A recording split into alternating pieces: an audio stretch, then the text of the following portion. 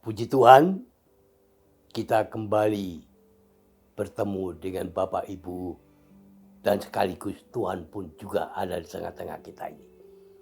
Untuk mendengarkan petuah nasihat firman Allah agar kehidupan kita ini terarah. Dan nama Tuhan dimuliakan. Namun mari kita berdoa, kita mohon hikmatnya agar firman mendapat tempat yang layak dalam hati iman kita saat ini. Bapa yang baik, terima kasih buat anugerah dan kemurahan.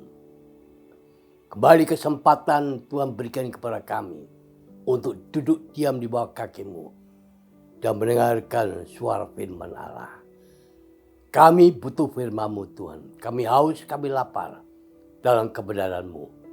Firman ini Tuhan menyempurnakannya supaya firman Allah masuk kuping kiri sampai ke hati. Masuk kuping kanan, masuk ke hati. Sehingga kami diberkati oleh Tuhan. Berfirmanlah Tuhan, kami siap mengimaninya. Di dalam nama Yesus Kristus, kami mengucap syukur. Amin. Nah, hari ini kita bicara soal hati-hati dengan tipuan. Pasti Bapak Ibu sudah mengerti ya kata-kata kalimat ini. Hati-hati dengan tipuan. Karena kita ini masih di bumi, masih di dunia, masih berdiri di atas kaki kita, di atas tanah. Berarti benarlah penipuan itu setiap saat ada. Nah, kita perlu hati-hati dengan tipuan. Efesus pasal 6 ayat 11 mengatakan, kenakanlah seluruh perlengkapan senjata Allah, supaya kamu dapat bertahan melawan tipu muslihat iblis. Ya, kalimat ini merupakan peringatan keras dari Paulus kepada jemaat di Efesus dan saat ini kepada Bapak, Ibu, Saudara mengingatkan kembali. Karena tipu muslihat itu setiap waktu itu ada. Pernahkah Anda tertipu? Ini pertanyaan. Bagaimana dengan perasaan Anda saat Anda tertipu? Anda sendiri menjawab. Memang banyak cara kerja manusia dalam mengalahkan penipuan. Dia tidak pandang bulu. Siapa saja ditipunya mentah-mentah. Mau presiden kah? Mau raja kah? Mau raja jelaka kah? Mau pendeta kah? Atau kita semua yang hadir.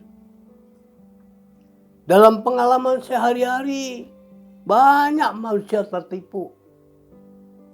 Siapa di belakang layar penipuan itu? Nah, tidak lagi dan tidak bukan. Yang pasti dan tidak salah, itulah iblis. Kembali kita menuding iblis sebagai penipu. Memang dia penipu ulung. Iblis itu memiliki segudang dunia penipuan. Nah, siapa? Siapa saudara? Dalam Yesaya 14 itu jelas sekali berapa banyak pengikut Allah, malaikat dari antek-antek iblis dan melawan Allah, memberontak. Akhirnya dikalahkan oleh Allah dan diusirlah mereka, diturunkan ke bumi ini. Kemudian di Taman Eden menjatuhkan Adam dan Hawa dengan melanggar perintah Allah. Kejadian pasal 3. Dan dampaknya sampai sekarang ini. Esau hilang berkat hak kesulungan. Gara-gara tertipu dengan kacang merah dari Yakub. Kejadian 25 ayat 34. Lalu Yudas Iskariot gara-gara 30 keping perak menjual Yesus kepada para imam. Lalu dia bunuh diri. Matius 27. Dan semua data-data itu ya apa yang kita dengar dari atas tadi sampai itu penipuan. Mesti kita hati-hati. Karena itu Paulus nasihati, lengkapi, kenakan perlengkapan senjata Allah dalam kehidupan keimanan kita ini.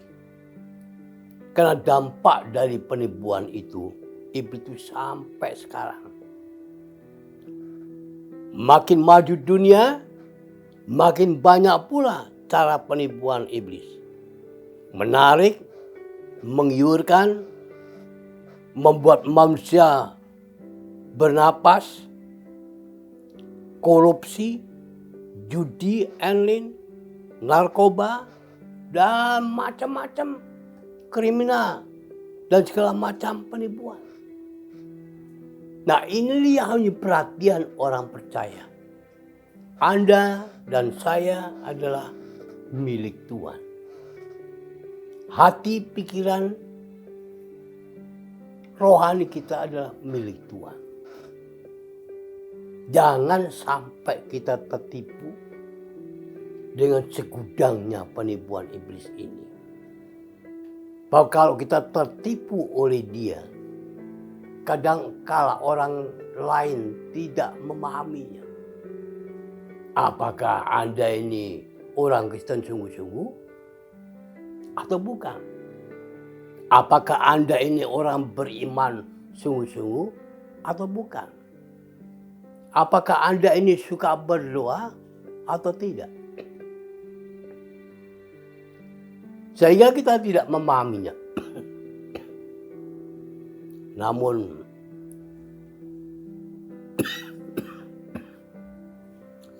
penipuan itu tetap ada. Tapi hari ini kita belajar tentang firman Allah. Mari kita berdoa, mohon kekuatan Tuhan. Bapa yang baik, terima kasih buat firman-Mu malam hari ini. Hamba-Mu berhenti dalam penyampaian nasihat Tuhan. Tapi mohon kekuatan dari Tuhan hari ke hari.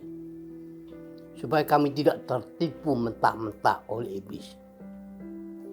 Tipu dayanya. Tetapi biar kami semua kuat menghadapinya. Karena itu Tuhan saat ini penuhi kami dengan kuasa-Mu. Penuhi kami dengan firman-Mu. Penuhi kami semua dengan iman. Karena hanya di dalam Tuhanlah terpenuhi kemenangan untuk selama-lamanya. Terima kasih Bapak, hidup kami milik-Mu, bukan milik iblis. Jangan sampai kami tertipu mentah-mentah. Tapi kami tetap kuat, tetap berdiri teguh, tetap semangat di dalam iman. Sekali di dalam Yesus, tetap di dalam Yesus. Tuhan memberkatinya. Amin.